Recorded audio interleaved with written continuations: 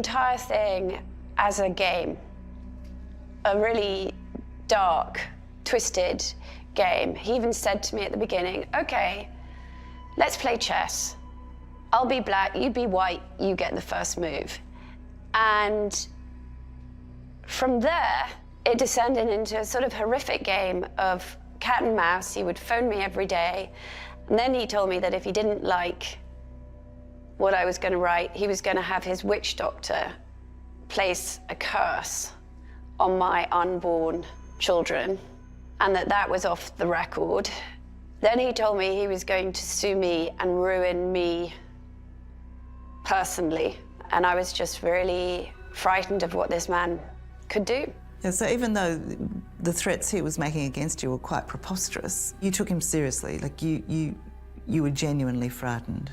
Yeah, because at the end of all of this, at the end of months of digging, meeting the farmer sisters, there was still this question mark. Who is this guy? But it only got worse when Epstein made a personal visit to Vicky's boss at the time, the editor-in-chief of Vanity Fair. Epstein got the result he demanded. Maria and Annie Farmer's allegations were cut from the story that went to print in late 2002.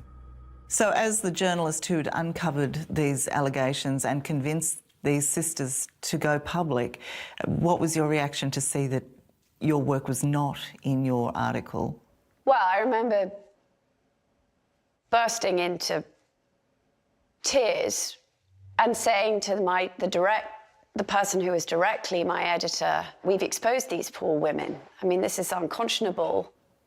Was it a reflection also of an abuse of power? I mean, if Jeffrey Epstein's walked into the editor-in-chief's office, he wasn't there to say hello. Of course. 2002 was an era in which Jeffrey Epstein and other predators, Harvey Weinstein, were running the world.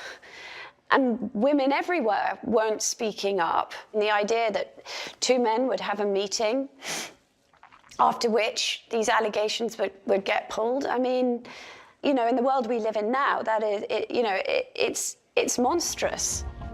Vicky's boss, Graydon Carter, denies being influenced or intimidated by Epstein.